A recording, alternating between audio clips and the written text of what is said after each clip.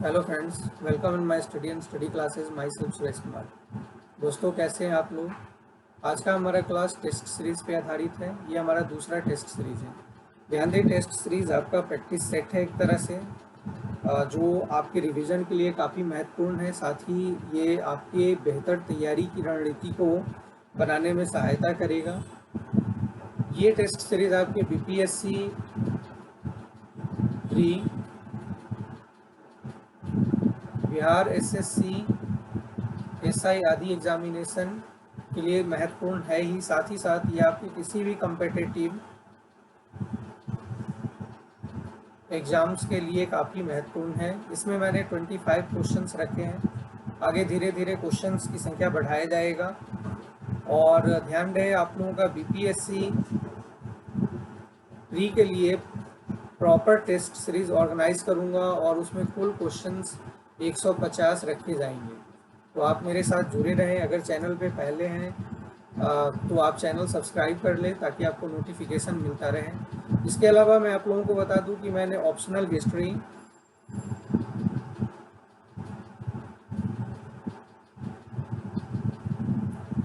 History की online classes शुरू कर दिया हूं, तो आपको नोटिफिकेशन मिलता रहेगा चैनल के माध्यम से, तो आप ज़रूर देखें। इसके बाद मैं जीएस पेपर मेंस के लिए जल्द ही क्लास शुरू करने वाला हूं बीपीएससी के लिए, तो आप मेरे साथ जुड़े रहें। इसकी भी ऑनलाइन क्लासेस शुरू होगी बहुत जल्द। तो अगर आप चैनल सब्सक्राइब करके रखेंगे तो आपको नोटिफिकेशन मिलता रहेगा। चलिए आज का क्वेश्चंस देखते हैं। हमारा सबसे पहला क्वेश्चन है, निम्नलिखित में से कौन सा नवपाषाणकालीन स्थल आधुनिक बिहार में अवस्थित है। ऑप्शन है हमारा पहला लंगनाज, दूसरा सराय नहर राय, तीसरा कुल्डी हवा, चौथा है चिरांद, पांचवा उपरोक्त में से कोई नहीं, उपरोक्त में से एक से अधिक। ध्यान दें, बीपीएससी में आपके ऑप्शन ई भी होता है एक, और काफ़ी उलझाता है, तो बड़ा सतर्क रहने की ज़रूरत है। इस क्वेश्चन का आंसर डी होगा, चिरांद। चिरांद सारण जिला में अवस्थित है, याद रखेंगे।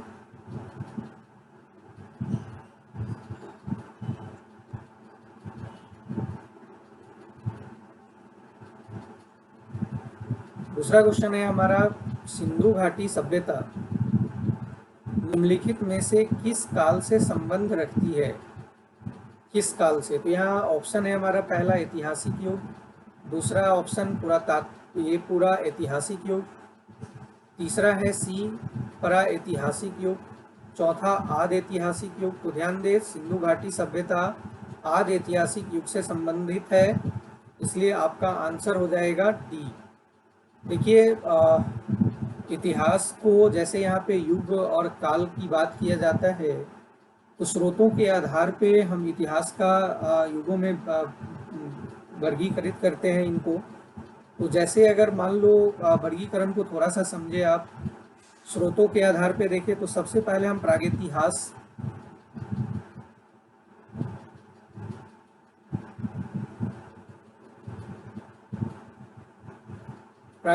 ऐसे काल को कहते हैं जिसका अध्ययन सिर्फ पुरातात्विक स्रोतों पे आधारित है, यानी हमारे पास इस काल से संदर्भित कोई लिपि और लेख उपलब्ध नहीं है। दूसरा है आद इतिहास।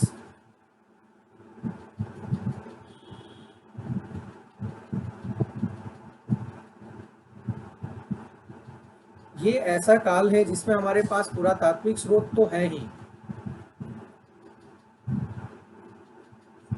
इसके अलावा इस काल की लिपि भी है और हमारे पास लेखन भी अवेलेबल है, लेकिन इसे पढ़ा नहीं गया, अभी तक इसे पढ़ा नहीं गया। तो ऐसे काल को हम आद इतिहास काल के रूप में जानते हैं। और आप जानते हैं कि सिंधु घाटी सभ्यता की लिपि अभी तक पढ़ी नहीं गई है, तो इसीलिए सिंधु घाटी सभ्यता आद ऐतिहासिक युग में रखी जाती है।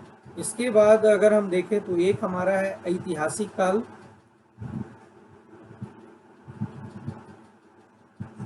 ऐतिहासिक काल का मतलब ऐसे काल जिसमें हमारा पुरातात्विक स्रोत भी है और साहित्यिक स्रोत भी है, और साहित्यिक स्रोत को पढ़ा गया है, यानी जो लेखन है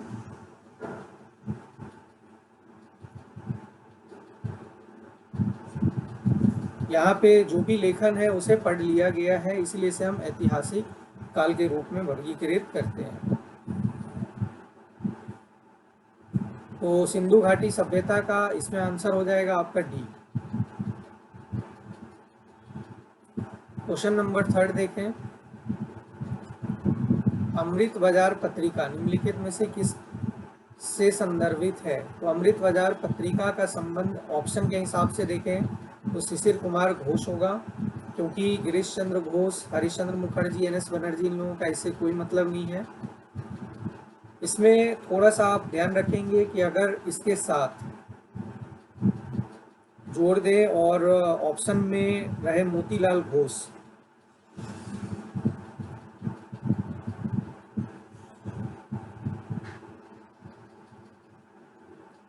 तो दोनों आपका आंसर हो जाएगा, क्योंकि ये दोनों भाई थे और दोनों ही अमृत बाजार पत्रिका से जुड़े थे। और अमृत बाजार पत्रिका की जो पहली अंक आई थी, इसकी पहली अंक का प्रकाशन हुआ था, आप याद रखेंगे 20 फरवरी 1886 को। बांग्ला भाषा का समाचार पत्र है ये, था ये, याद रखें, काफ़ी महत्वपूर्ण है और इस तरह के क्वेश्चन आपसे एग्जामिनेशन में पूछे जाते हैं।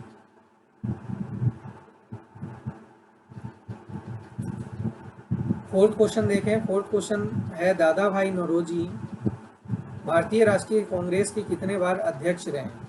तो दादा भाई नौरोजी के बारे में हम जानते हैं कि ये राष्ट्रीय कांग्रेस के 3 बार अध्यक्ष रह चुके हैं। देखिए, नेशनल कांग्रेस, भारतीय नेशनल कांग्रेस की अगर हम बात करें तो इसकी स्थापना, थोड़ा सा आप यहाँ पे फैक्ट याद रखें, इसकी स्थापना 28 दिसंबर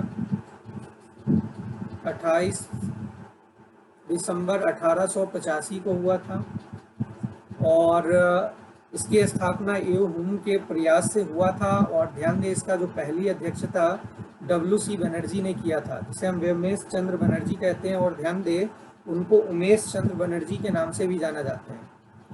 हमारा क्वेश्चन है दादा भाई नौरोजी को लेकर के, तो दादा भाई नौरोजी के बारे में समझें। दादा भाई नौरोजी दूसरा अध्यक्ष भी रहे थे, इसके भारतीय राष्ट्रीय कांग्रेस के दूसरा अध्यक्ष थे।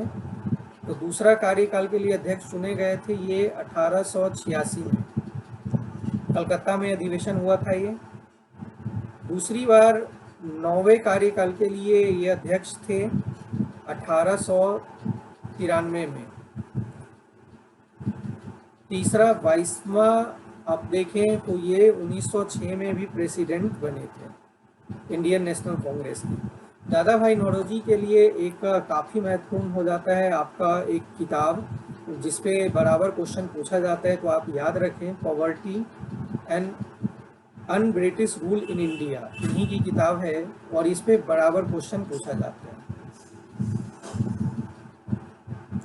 Poverty and un British rule, British rule in India,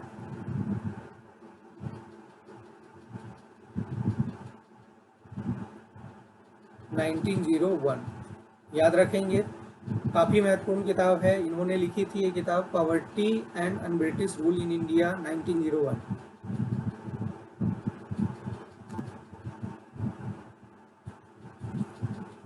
पांचवा क्वेश्चन हमारा है, निम्नलिखित में से कौन सा तानसेन का मूल नाम था? तो तानसेन को रामतनु पांडे कहते हैं। इनका मूल नाम रामतनु पांडे था और इन्हें तानसेन के नाम से जाना जाता था। ध्यान दें, यहाँ रामतनु सेन भी रखा है, तो ऑप्शन को बड़ा ध्यान से पढ़ें, रामतनु पांडे आपका आंसर होगा। क्वेश्चन 6, निम्नलिखित में से कौन सा महात्मा गांधी द्वारा व्यक्तिगत सत्याग्रह आंदोलन के लिए सत्याग्रही थे? पहला ऑप्शन है जवाहरलाल नेहरू। जवाहरलाल नेहरू थे। सरदार वल्लभ भाई पटेल नहीं थे। सरोजनी नायडू नहीं थी। विनोबा भावे थे। तो इस तरह से हमारे पास 2 ऑप्शन है, और जैसा कि बीपीएससी में आपसे एक ई ऑप्शन भी होता है, और देखा जाए तो इसमें 2 है ऑप्शन, एक है उपरोक्त में से कोई नहीं, उपरोक्त में से एक से अधिक, तो एक से अधिक है, इसलिए हमारा आंसर ई होगा। और ध्यान दें, ये ऑप्शन आपको काफ़ी परेशानी में डालता है, तो आप ध्यान रखेंगे जब महात्मा गांधी ने व्यक्तिगत सत्याग्रह शुरू किया था ये सत्याग्रह 1940 में शुरू किया गया था और इसके पहला सत्याग्रही विनोबा भावे और दूसरा जवाहरलाल नेहरू थे। इसका मकसद था कि सरकार के विरुद्ध भाषण देना, उसकी अवज्ञा करना और गिरफ्तारी देना, जिससे कि सरकार की छवि यानी ब्रिटिश सरकार की छवि को वैश्विक स्तर पे दिखाया जाए कि कितना क्रूर सरकार है और किस तरह से भारत में इसकी शासन चल रही है। तो काफ़ी महत्वपूर्ण रणनीति थी गांधी जी का।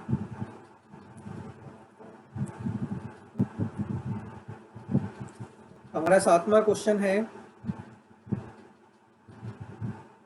निम्नलिखित में से किसने बाल गंगाधर तिलक को अशांति का जनक कहा था?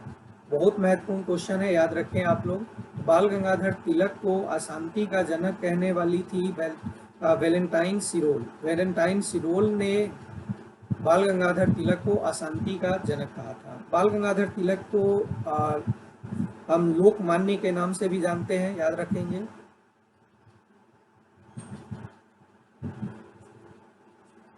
और एक चीज़ और याद रखें, इनके पत्रिका के बारे में बराबर क्वेश्चन में पूछा जाता है। तो इंग्लिश में एक पत्रिका इनकी आती थी, मराठा,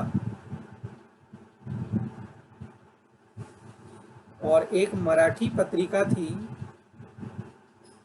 ये मराठी भाषा की पत्रिका थी, केसरी, याद रखेंगे।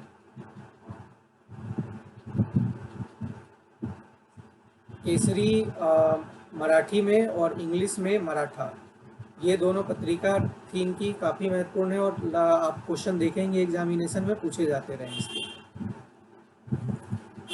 8th नंबर क्वेश्चन देखें, बिहार का चौकीदारी कर आंदोलन निम्नलिखित में से किस राष्ट्रीय आंदोलन का हिस्सा था? तो बिहार में चौकीदारी कर आंदोलन जब सविनय अवज्ञा आंदोलन चल रहा था, तो सविनय अवज्ञा आंदोलन का एक अभिन्न हिस्सा था। इसका आंसर होगा सविनय अवज्ञा आंदोलन। क्वेश्चन 9, 1713 ईस्वी में मुगल बादशाह फर्रुखसियार का राज्याभिषेक कहाँ हुआ था? तो ध्यान रखेंगे, फर्रुखसियार का राज्याभिषेक 1713 ईस्वी में पटना में हुआ था।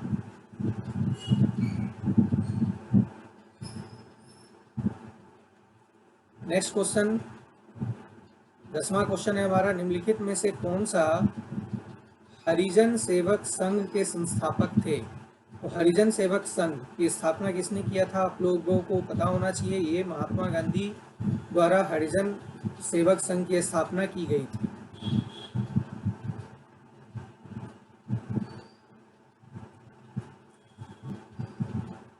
क्वेश्चन 11, भारत की संघात्मक व्यवस्था निम्नलिखित में से किस देश से संबंधित है? यानी भारत के संविधान में जो संघात्मक व्यवस्था लिया गया है वो किस देश से प्रभावित है? तो याद रखेंगे कनाडा।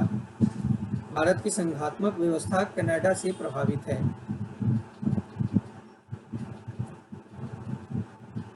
क्वेश्चन 12, 12वां क्वेश्चन है हमारा, शिक्षा को निम्नलिखित में से किस संविधान संशोधन द्वारा समवर्ती सूची में शामिल किया गया? बहुत महत्वपूर्ण क्वेश्चन है। तो शिक्षा को समवर्ती सूची में 42वां संविधान संशोधन द्वारा शामिल किया गया था। आपका आंसर होगा सी, 42वां संविधान संशोधन। 13th क्वेश्चन, 13वां क्वेश्चन है हमारा कि भारत में एक नया राज्य सृजित करने के लिए विधेयक पारित होना चाहिए। तो ध्यान दें, एक नया राज्य बनाने के लिए विधि को संसद में साधारण बहुमत से पारित होना चाहिए। तो आपका ऑप्शन सीधा सीधा यहाँ पे बी होगा कि एक नया राज्य सृजित करने के लिए संसद में साधारण बहुमत की जरूरत होती है, याद रखें। नेक्स्ट क्वेश्चन हमारा 14वां क्वेश्चन है, 14th, कि भारतीय संविधान का कौन सा अनुच्छेद राष्ट्रपति के पद के लिए पुनः निर्वाचन की योग्यता निर्धारित करता है? तो ध्यान दें, इसका आंसर होगा आर्टिकल 57, अनुच्छेद 57। अनुच्छेद 57 भारतीय संविधान में राष्ट्रपति के पुनर्निर्वाचन की बात करता है। 15वां क्वेश्चन है हमारा, संविधान की निम्नलिखित अनुसूचियों में से कौन सी अनुसूची दल बदल विरोधी कानून से संबंधित है? बहुत महत्वपूर्ण क्वेश्चन है ये, लगातार आप पेपर में देखते होंगे इस तरह के क्वेश्चन। तो दल बदल 10वीं अनुसूची को हम दल बदल कानून के तहत जानते हैं, तो 10वीं अनुसूची इसका आंसर होगा।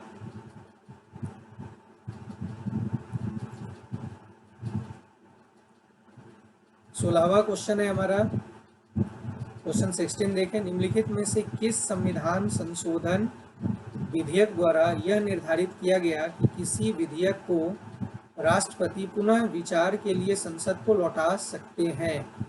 तो राष्ट्रपति द्वारा संसद को पुनर्विचार के लिए विधेयक लौटाना, ये 44वां संविधान संशोधन द्वारा जोड़ा गया था। ध्यान दें, जब 42वां संविधान संशोधन किए गए थे तो उसके कई प्रावधान को 44वां संविधान संशोधन द्वारा परिवर्तित किया गया था। 42वां संविधान संशोधन को मिनी कॉन्स्टिट्यूशन भी कहते हैं। लेकिन इसका आंसर आपका यहाँ पे ध्यान दें कि किस संविधान संशोधन विधेयक द्वारा राष्ट्र निर्धारित किया गया कि किसी विधेयक को राष्ट्रपति पुनः विचार के लिए लौटा सकता है। तो विधेयक का पुनर्विचार के लिए लौटाना 44वां संविधान संशोधन द्वारा लागू किया गया था। आपका आंसर होगा ये। क्वेश्चन 17, 17वां क्वेश्चन है, राष्ट्रीय मतदाता दिवस किस तिथि को मनाया जाता है? तो राष्ट्रीय मतदाता दिवस 25 जनवरी को मनाया जाता है।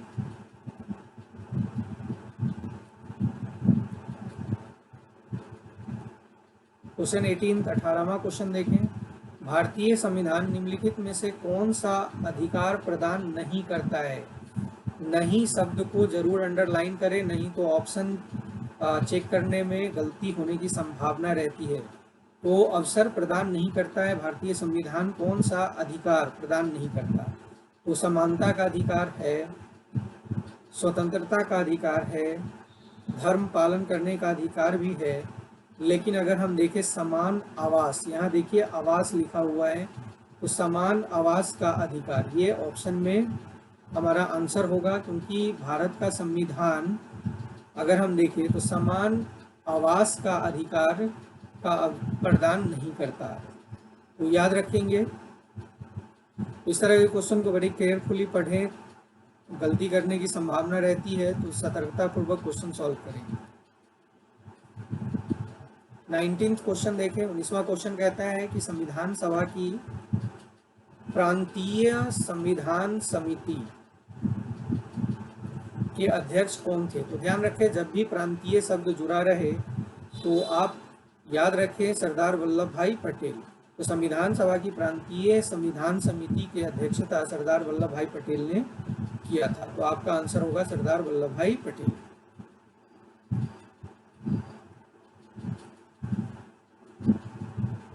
क्वेश्चन है, 20वां क्वेश्चन हमारा है, निम्नलिखित में से किस संविधान संशोधन द्वारा समाजवादी, धर्मनिरपेक्ष एवं अखंडता शब्द को जोड़ा गया था? तो ये तीनों शब्द हम देखते हैं कि संविधान में 42वां संविधान संशोधन द्वारा जोड़ा गया था। अभी हमने बात किया कि 42वां संविधान संशोधन को मिनी कॉन्स्टिट्यूशन के रूप में भी जाना जाता है। इसके बाद हमारा क्वेश्चन है, कुछ महत्वपूर्ण क्वेश्चन हमने लिया है स्टेट से। इसमें 21वां क्वेश्चन आप देखें, जनगणना 2011 के अनुसार बिहार में महिला साक्षरता दर, बहुत महत्वपूर्ण क्वेश्चन है। इस तरह के क्वेश्चन आपने देखा होगा प्रीवियस ईयर में, और 64वीं में, 65वीं बीपीएससी में भी इस तरह के क्वेश्चन थे प्री में। तो इस तरह के क्वेश्चन लगातार पूछे जाते हैं। तो जनगणना 2011 के अनुसार बिहार में महिला साक्षरता दर कितना था? तो आंसर होगा 51.5%, याद रखेंगे।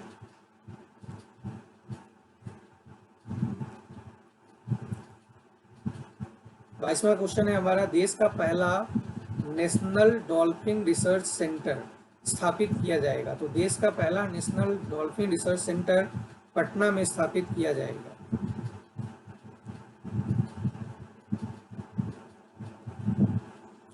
क्वेश्चन नंबर 23 है, बिहार में आईटी पार्क की स्थापना की जाएगी। तो बिहार में आईटी पार्क की स्थापना पटना में ही किया जाएगा।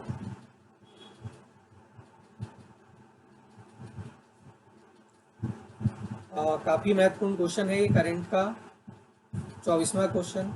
उच्च शिक्षण संस्थान के लिए युक्ति 2.0 पहल की शुरुआत किस केंद्रीय मंत्रालय द्वारा किया गया है? तो शिक्षा के लिए युक्ति 2.0 पहल की शुरुआत मानव संसाधन विकास मंत्रालय द्वारा किया गया है। याद रखें, युक्ति ऐप भी है, एक ऐप है और ये भी मानव संसाधन मंत्रालय द्वारा ही शुरू किया गया है। 25वां और लास्ट क्वेश्चन हमारा काफी महत्वपूर्ण है। हाल ही में किस मंत्रालय द्वारा ने संकल्प वर्ष के तहत वृक्षारोपण की जाने की घोषणा की है? तो देखिए, संकल्प वर्ष के तहत वृक्षारोपण, और जैसे वृक्षारोपण की बात अगर हम करते हैं तो लगेगा कि जैसे पर्यावरण, वन और जलवायु परिवर्तन मंत्रालय होना चाहिए, लेकिन ये आंसर नहीं होगा, क्योंकि इसकी जो पहल की है वो संस्कृति मंत्रालय द्वारा किया गया है। तो संस्कृति मंत्रालय ने संकल्प वर्ष के तहत वृक्षारोपण की जाने की घोषणा की है। दोस्तों, आज के हमारा 25 क्वेश्चन था। क्लास कैसा लगा, क्वेश्चंस कैसे लगे, आप ज़रूर कमेंट करें, और निरंतर बढ़ने के लिए चैनल को सब्सक्राइब करें, अपने दोस्तों में शेयर करें ताकि उनको भी लाभ हो सके। और आप लोग मेरे साथ ऑनलाइन क्लासेस के लिए जुड़ सकते हैं। ऑनलाइन ऑप्शनल हिस्ट्री के लिए ऑनलाइन क्लास शुरू हो चुका है।